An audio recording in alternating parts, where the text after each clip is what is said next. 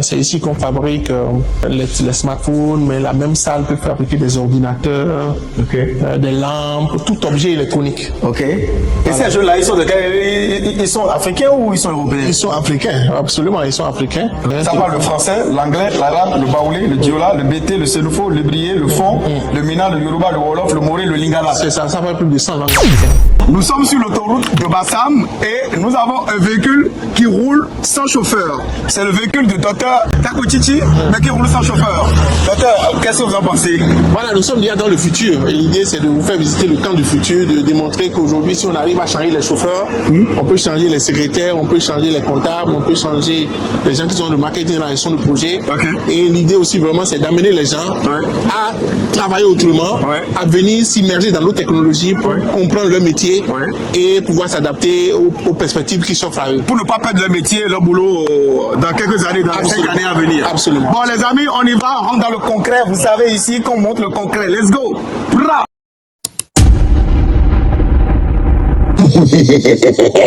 Donc vous voyez, là je ne touche pas le volant, ni la pédale, rien, je n'ai pas de pied sur quoi que ce soit et puis il roule tout seul.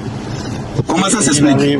Parce qu'aujourd'hui, voilà, la technologie avec les capteurs, on peut arriver à simuler le travail d'un chauffeur pour contrôler la route, faire l'ensemble des actions qu'on doit pouvoir faire normalement. C'est important que nous puissions savoir que les métiers changent aujourd'hui. Si on est arrivé à changer le métier du chauffeur, on peut changer le métier donc, du marketing, de la secrétaire, du comptable, de l'entreprise. Tous les métiers, 80% des métiers seront transformés ou bien vont disparaître. Donc c'est vraiment important de savoir qu'aujourd'hui, la technologie a un niveau où on doit s'adapter, sinon disparaître. Mais docteur, nous sommes dans quel pays ici? Nous sommes dans le Vitib, en Côte d'Ivoire. En Côte d'Ivoire, sur l'autoroute Grand Bassam. Nous allons rentrer bientôt dans le Vitib. Ah d'accord, on va rentrer dans le Vitib. Mais ce qui m'étonne, moi je pensais que cette technologie était uniquement accessible à certains pays occidentaux tels que les États-Unis, la France ou la Chine. Mais nous roulons sur l'autoroute de Bassam et l'intelligence artificielle qui est dans cette voiture quand même permet de la piloter, de la conduire et de la faire marcher sans l'intervention humaine. Absolument. Comment ça s'explique? Parce qu'aujourd'hui, en fait, la voiture, tout comme dans l'entreprise, l'intelligence en fait est situationnelle.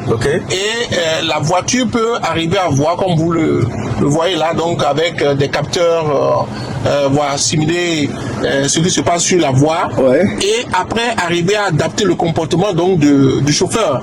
Et donc c'est important que nous puissions savoir que si aujourd'hui on arrive à changer le chauffeur, on n'a plus besoin du chauffeur. De la même manière, on peut arriver à connaître le travail.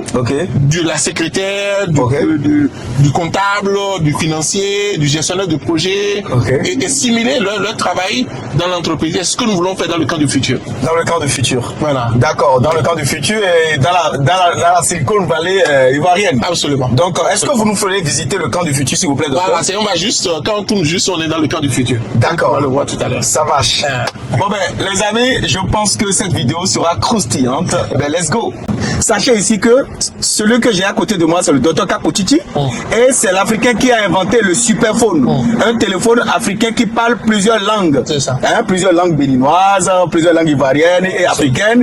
Et ça permet aux Africains, même qui ne sont pas allés à l'école, d'utiliser les smartphones. Donc c'est une première dans l'industrie voilà, du numérique, des TIC, des nouvelles technologies, etc.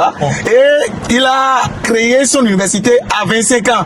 Voilà, il a créé son, n'est-ce pas, docteur? Absolument. Voilà, il a créé son université à 25 ans. Et c'est, comment on appelle, c'est un geek, je dirais, c'est un génie des TIC qu'on doit protéger. Et aujourd'hui, je vais vous faire pénétrer dans son univers et vous allez voir tout ce qu'il fait d'incroyable.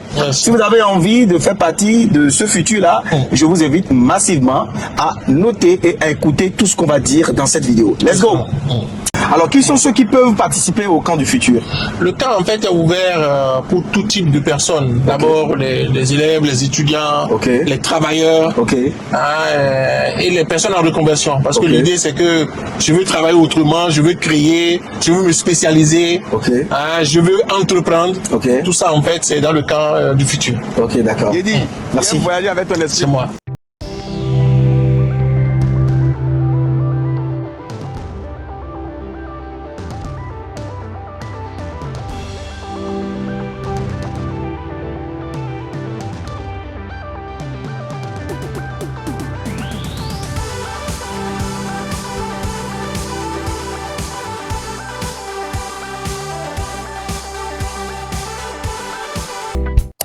Nous y voilà dans le camp du futur. Docteur, mais concrètement, on y fait quoi dans ce camp du futur? D'abord, on va s'immerger. Parce qu'il y a toutes les tendances technologiques du futur. D'accord. Intelligence artificielle, big data, robotique, tu vois, sur les objets connectés, les drones, toutes les technologies, vous les observez. Parce que ça va influencer tous les métiers. Ok. Ensuite, vous apprenez la discipline et l'organisation. Ok. Après, vous aurez à apprendre à vous spécialiser de façon rapide et ludique. D'accord. Donc, je suppose par exemple que je suis spécialisé en gestion de projet, en agriculture, dans n'importe quel domaine. Ok. Je peux apprendre rapidement parce qu'il y a des outils et des logiciels pour ça. Ok. Et aussi, on va vous éveiller. Vous allez vous connaître vous-même, savoir qui vous êtes pour vous déterminer et aller de l'avant. Donc, leadership et développement personnel. D'accord. Et ensuite, il y a une partie entrepreneuriat. Vous pouvez créer et voir donc les problèmes qui existent dans votre communauté et pouvoir entreprendre et innover. Donc, il y a la discipline militaire, le code, le développement personnel et l'entrepreneuriat. Qu'est-ce que vous mettez dans la discipline militaire, docteur? D'abord, il faut comprendre qu'aujourd'hui, ce qui manque à tout le monde d'ailleurs, c'est l'organisation. Tout à fait. C'est d'abord en tant qu'individu, comment est-ce que je m'adapte facilement, comment je suis résilient. Et les militaires ont cette capacité dans leur formation et donc nous, on a piqué un peu ça. Et donc quand les gens viennent ici, ils sont habillés, il y a une période tôt le matin à 5 h du matin, ils vont apprendre à mieux s'organiser, se réveiller tôt. Et donc en 48 heures, l'idée c'est d'infléchir un peu pour que le jeune ou bien le travailleur devienne plus autonome. Est-ce que vous voulez dire qu'ils seront habillés en tenue militaire? Voilà, c'est-à-dire qu'il y a une activité, là on laisse la découverte, mais l'idée vraiment c'est que nous avons l'état-major, nous avons donc les militaires qu'on invite spécialement pour leur faire infléchir cette discipline-là qui est importante dans toutes sortes de sociétés.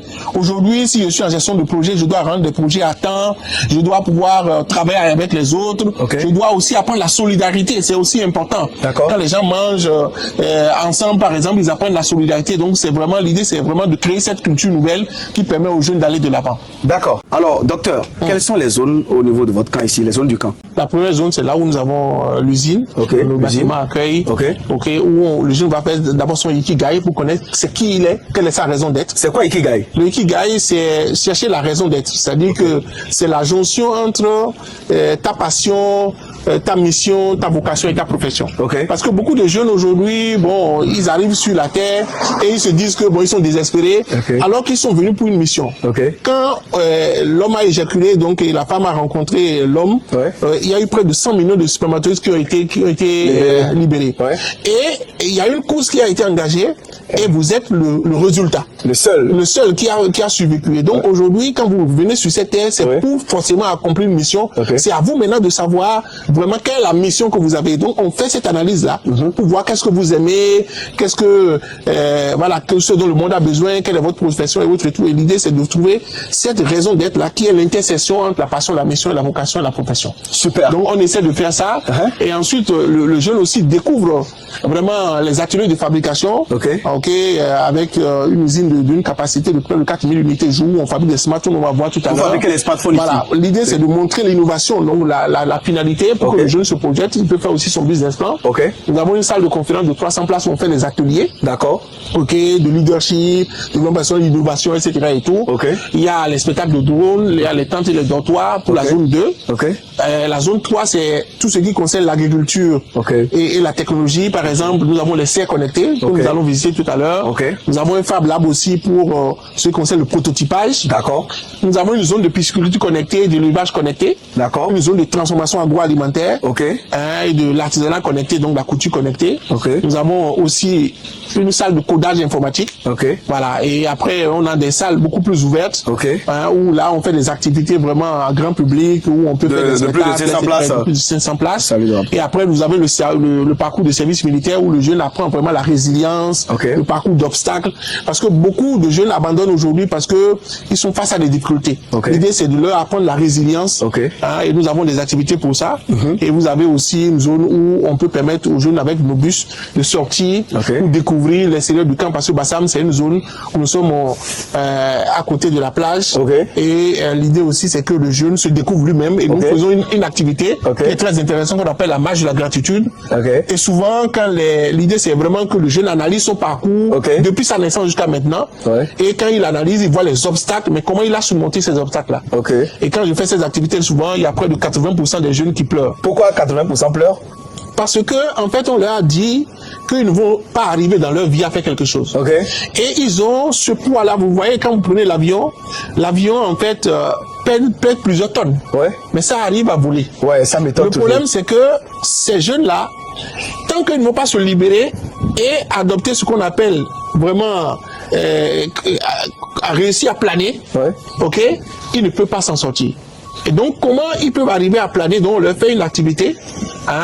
Vous aurez les images, en fait, où on explique aux jeunes comment est-ce que désormais il doit vraiment reprendre conscience à lui-même, se connaître dans ces détails pour après maintenant être capable de voler. D'accord. Le camp aussi a la vocation, en fait, de susciter des entrepreneurs dans plusieurs domaines. Mais le domaine principal, c'est celui que tu fais, qui est le domaine de l'agriculture plus technologie. Parce que vraiment, c'est une base de l'économie ivoirienne, africaine d'ailleurs. Tout à fait. Et c'est important en fait que les jeunes puissent savoir que dans l'agriculture, ils peuvent développer leur entreprise de façon beaucoup plus intéressante, mais l'entreprise connectée. Tout à fait. L'artisanat, vous avez les services, et donc découvrir la technologie, mais en adaptant vraiment à des domaines porteurs qui sont les domaines qui sont les piliers de l'économie. Nous avons 4 domaines importants que nous allons peut-être voir. Il y a 4 domaines importants pour vous ici. C'est ça. D'accord. Donc quand tu parlais de Ikigai là, il peut filmer aussi là. D'accord. Donc c'est l'Ikigai qui est là. L'Ikigai, non, l'Ikigai est ici. L'Ikigai, d'accord. L'Ikigai, c'est vraiment ce en quoi tu es doué, ce que tu aimes, ce en quoi tu es doué, ce pourquoi tu veux être payé et ce dont le monde a besoin. Ok, docteur, où sommes-nous ici?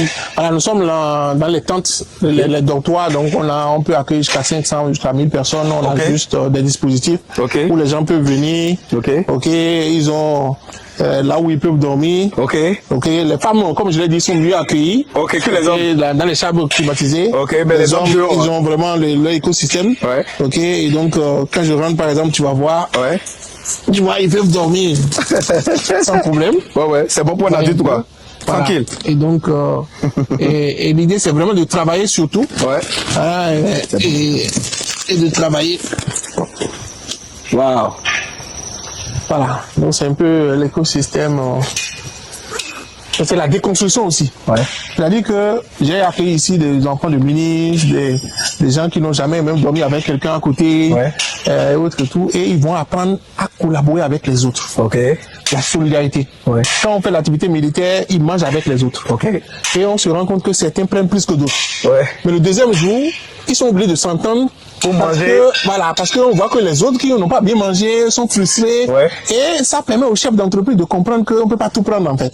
Je me sers, mais je dois servir aussi les autres. Parce que nous sommes dans cette vie-là pour aussi servir la communauté. Tout à fait. C'est fondamental. Tout à fait. Que les jeunes comprennent ça par eux-mêmes. Donc les domaines d'intervention en fait du camp sont en dehors de l'immersion technologique, en dehors de la professionnalisation, de la spécialisation et de l'individu.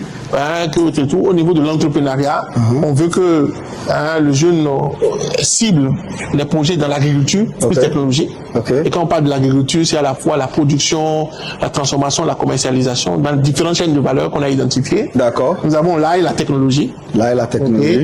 Par exemple, les masques, on va intégrer du moins des technologies, des capteurs, des systèmes d'intelligence artificielle, etc. et tout. Nous avons l'artisanat et la technologie, la couture connectée. On a un certain nombre d'équipements pour montrer qu'on peut aujourd'hui travailler autrement avec la technologie. Et ensuite, vous avez les services. Donc, le camp, c'est vraiment l'idée vraiment d'explorer toutes ces technologies et de pouvoir créer des personnes qui peuvent travailler autrement, se spécialiser autrement et créer la valeur ajoutée qu'il leur faut. D'accord, merci. Où sommes-nous ici?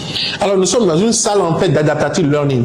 Adaptative learning. C'est-à-dire que plutôt que, vous savez, dans une salle normale de cours, le professeur est debout et puis transmet son savoir. On a montré, les spécialistes ont montré qu'en fait, on ne transmet pas le savoir, on se construit son savoir.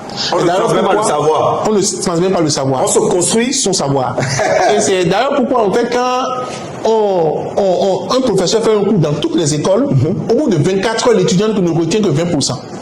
et au bout de 6 mois, il a tout oublié. Pourquoi c'est comme ça? Parce que en fait, la mémoire, ne permet pas une assimilation. C'est-à-dire qu'aujourd'hui, ce qui est important, ce n'est pas le fait donc de mettre les gens assis pour leur faire un coup, etc. De toute façon, ils vont tout oublier.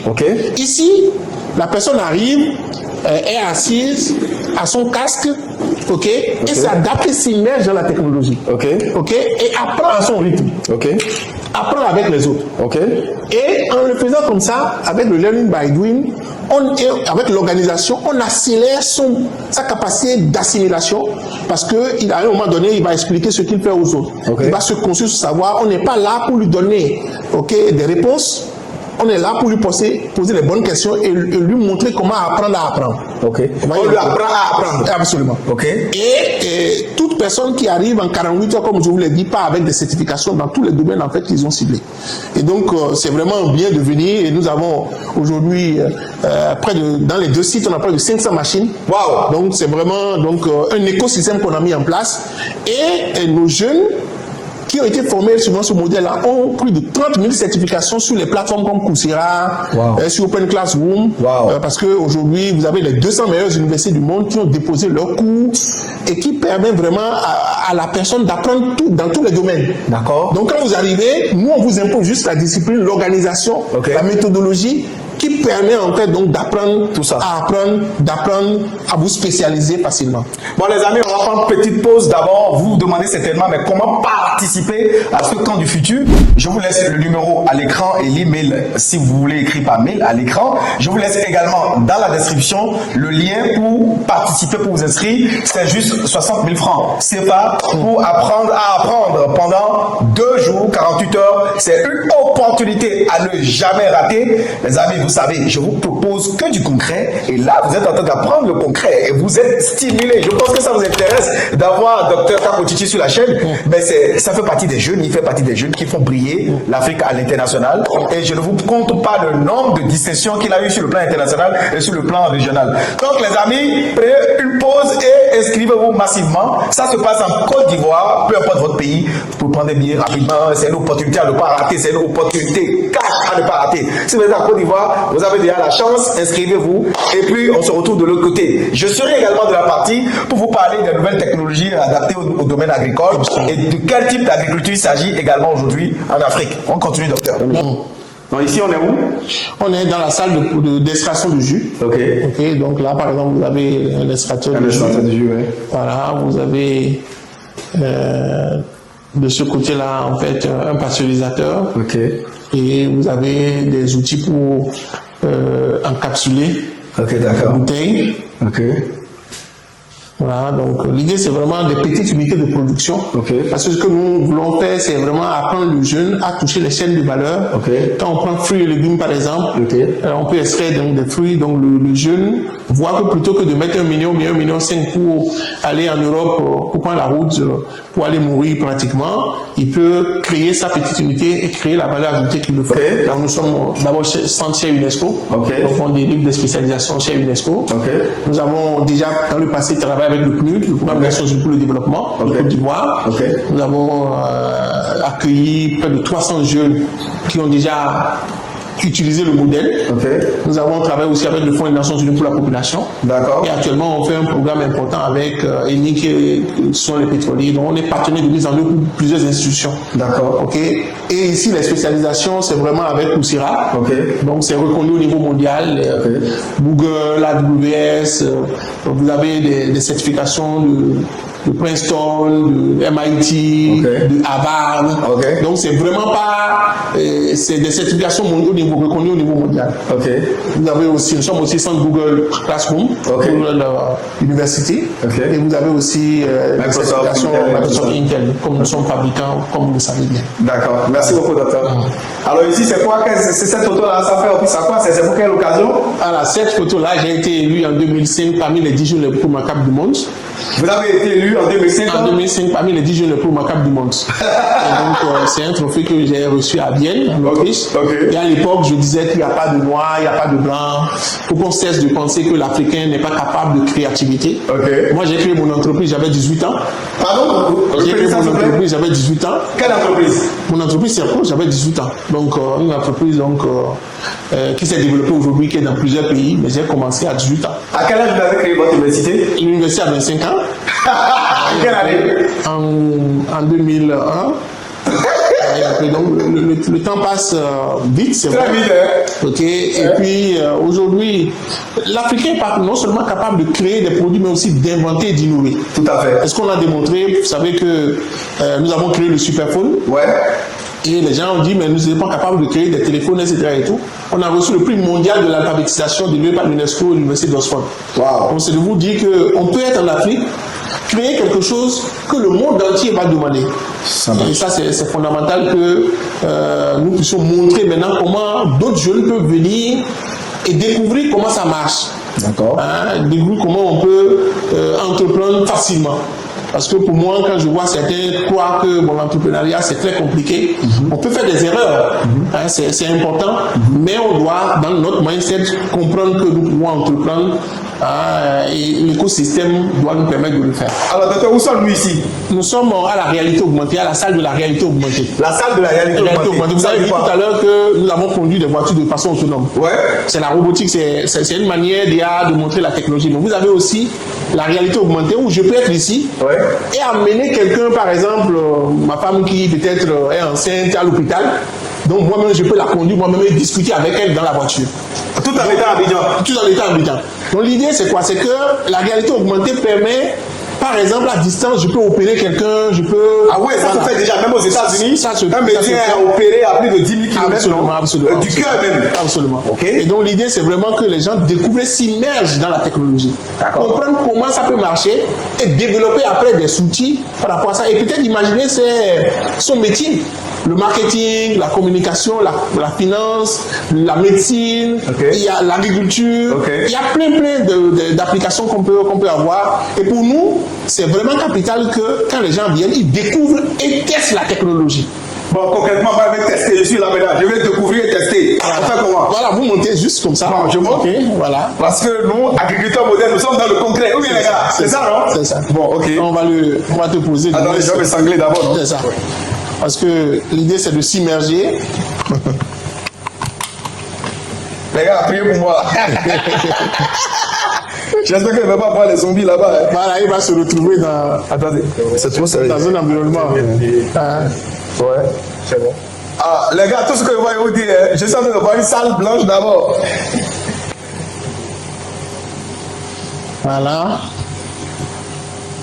Et je contrôle avec ça là, c'est ça? C'est ça, c'est ça. Donc, vous pouvez contrôler. Ça vient? C'est là? Hein? Je descends de quelque... Oh!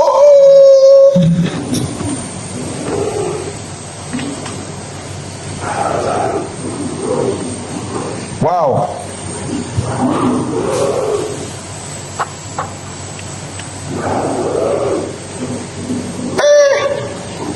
Ah, mais je suis à combien de mètres du sol?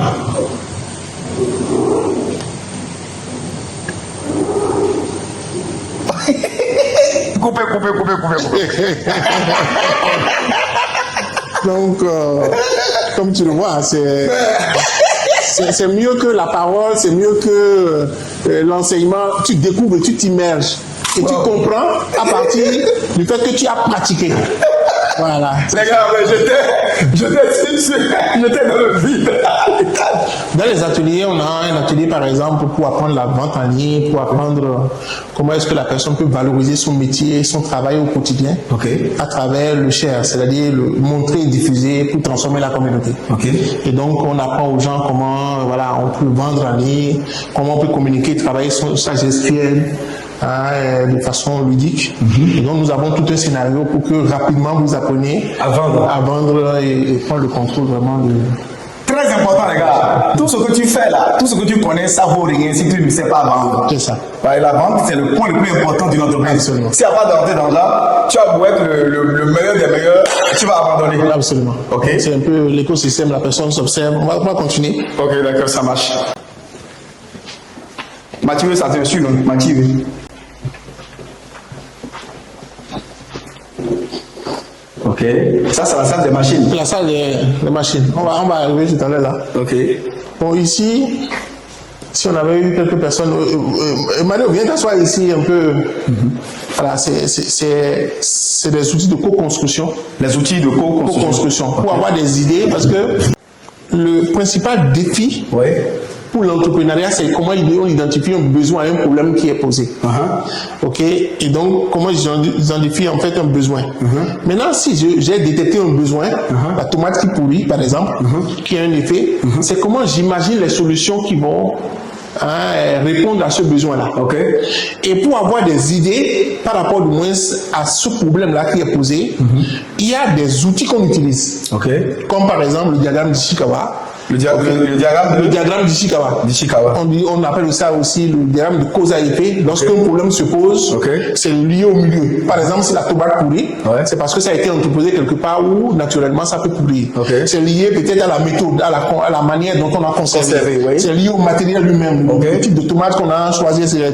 C'est lié à la matière, c'est lié au management, à ceux qui doivent faire le travail, etc. Donc, quand il y a un problème qui se pose, les causes en fait permettent de faire un bon diagnostic pour trouver la bonne solution adaptée. D'accord. Voilà, et après on peut adopter des lois comme la loi de Pareto pour voir quelle est la cause principale qui permet d'anticiper, d'agir du moins sur l'effet qu'on a pu avoir. D'accord. Donc on applique des outils comme ça. Par exemple, c'est un outil de QQCCP qui permet, lorsqu'il y a une situation, on applique l'outil et chacun peut avoir ses idées. Donc par exemple, lorsqu'il y a un problème, on prend toujours la tomate, je lui dis, c'est les producteurs, c'est les acheteurs, c'est les conservateurs, ou c'est voilà, le milieu, vous voyez un peu. Donc vous avez aussi des outils qu'on utilise pour l'innovation, comme des outils par exemple la méthode Scamper, où lorsque je veux faire quelque chose, je peux dire, j'ai eu cette proposition-là, mais est-ce que je peux situer ça à quelque chose? Est-ce que je peux produire? Est-ce que je peux modifier? Est-ce que je peux combiner? Est-ce que je peux éliminer? Et donc tout ça m'amène à avoir des idées. Pour maintenant travailler cette idée-là, pour en faire un service, un produit utile, et après diffuser de façon industrielle. Mais la base, c'est l'idée. L'idée d'abord. C'est comment j'ai la meilleure idée possible. Et donc, tant que vous n'avez pas fait le diagnostic, vous ne pouvez pas en fait trouver l'idée qui sera l'idée la plus étincelante. Quand moi j'ai fait le superphone, le monde entier a crié, parce que j'ai dit, mais qu'est-ce qui fait que moi, mon téléphone se différencie des téléphones du monde entier? Qu'est-ce qui fait qu'un smartphone de Steve Jobs, je peux arriver à le défier? Pourquoi les gens peuvent préférer mon téléphone par rapport à un autre téléphone? Donc c'est important en fait de comprendre cette étape-là importante qu'on appelle l'étape de la créativité, l'étape de la génération d'idées nouvelles. Donc lorsque j'ai une situation, j'imagine des solutions, c'est de l'ordre psychologique. Et l'idée doit être la plus folle possible. Donc si je ne suis pas capable en fait d'avoir des idées originales, je ne peux pas être capable en fait de créer un produit original. Waouh! C'est ça. Les amis, j'espère que vous entendez tout ça. Voilà, après il y a des outils qu'on met à disposition quand les gens arrivent. Il a parlé un peu des treillis là. Parce que il souhaiterait que on puisse lui donner un treillis à la fin pour qu'il fasse son truc là de la fin. Donc amener un treillis, il va essayer dans mon bureau. On fait comme ça une fois, tu appuies, tu coupes, puis appuies le second. Tu traînes par terre et puis tu fais comme ça. Pourquoi il faut faire ça? Parce qu'on rentre dans une salle blanche où il y a des machines. Et donc, voilà, on coupe, voilà. Voilà, et on coupe. Voilà. Après, nous allons rentrer dedans. Donc, on rentre dedans, une seconde, donc tu attends.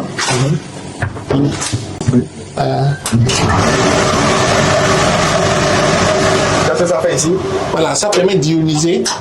C'est-à-dire qu'avant de rentrer dans une zone blanche là, c'est-à-dire que tout ce que tu as comme comment on appelle impureté, autre tout, voilà, ça permet de pouvoir. Impureté ou batterie, tout, ça permet de.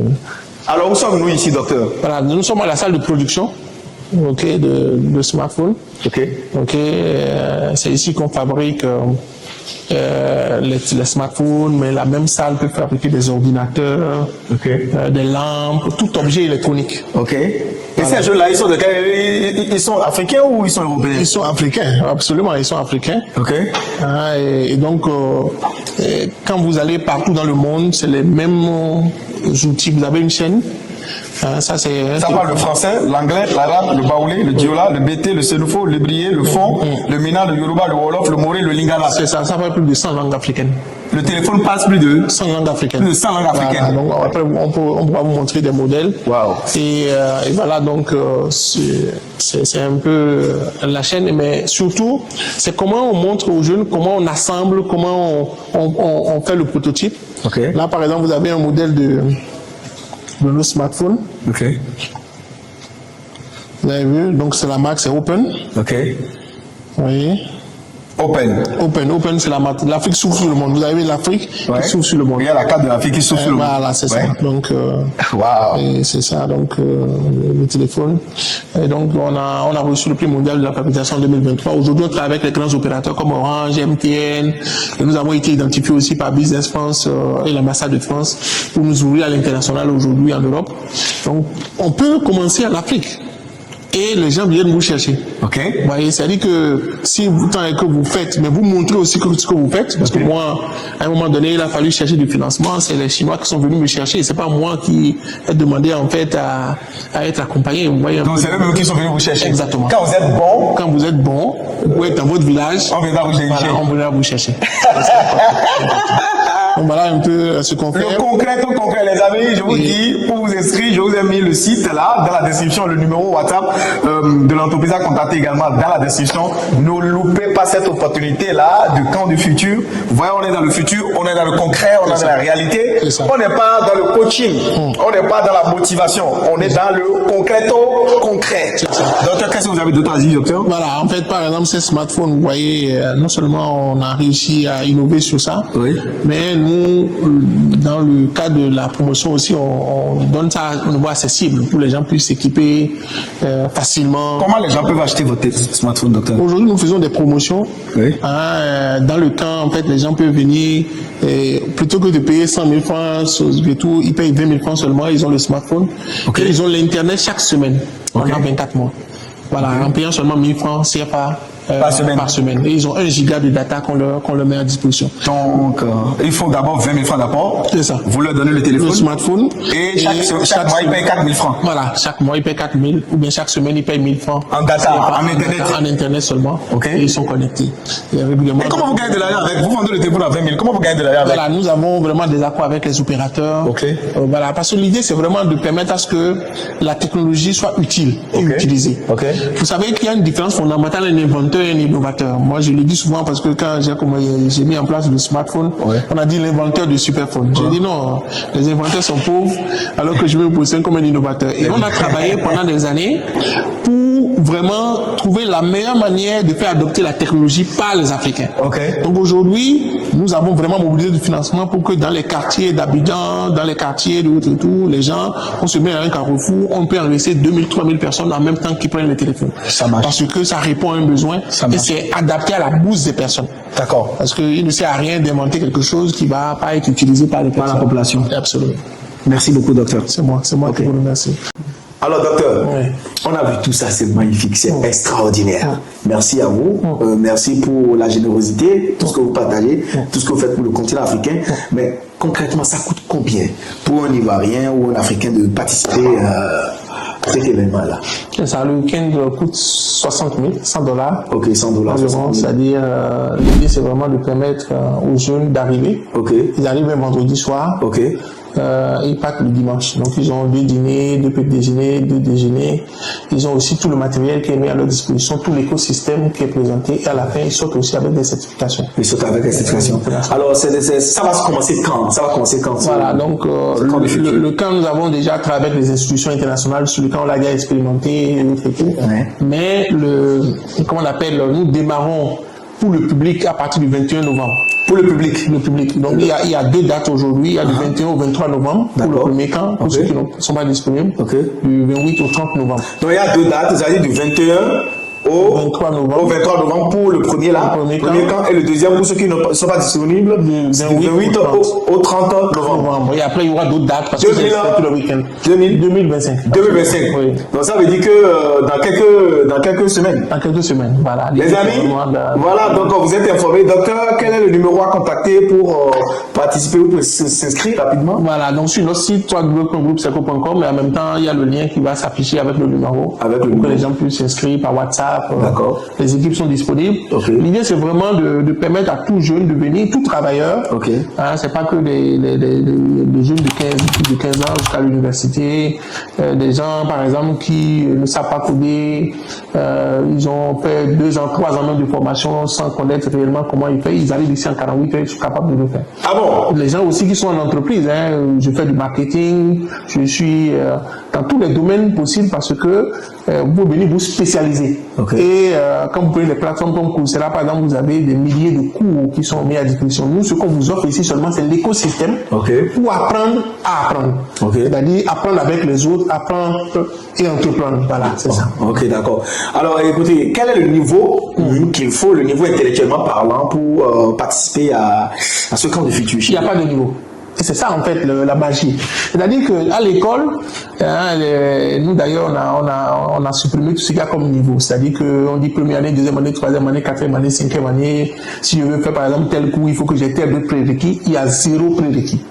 N'importe qui arrive, l'essentiel c'est d'être capable d'observer, d'être capable d'apprendre avec les autres. Et de progresser. Même celui qui a le BPC, le CEP. Celui qui a le BPC, nous avons fait des expérimentations sur des gens pour lesquels même les parents ont dit que toi tu ne seras rien dans ta vie. Et à la fin, au bout d'1 mois, le gars, il évolue. Vous savez, quand vous prenez l'école ne prend en compte 2 types d'intelligence fondamentale, comme par exemple l'intelligence logico-mathématique, l'intelligence verbale. Ok. Vous voyez un peu, et on note, on dit quelqu'un a 20 sur 20, et les autres qui ont 0, ok, ils sont nuls. Alors qu'ils ne sont pas nuls. Alors qu'ils ne sont pas nuls. Parce qu'il y a normalement, il y a 9 types d'intelligence minimum. Tu vois un peu. Nous avons, par exemple, celui qui est effectivement en mathématiques à 0, mais il sait jouer au football.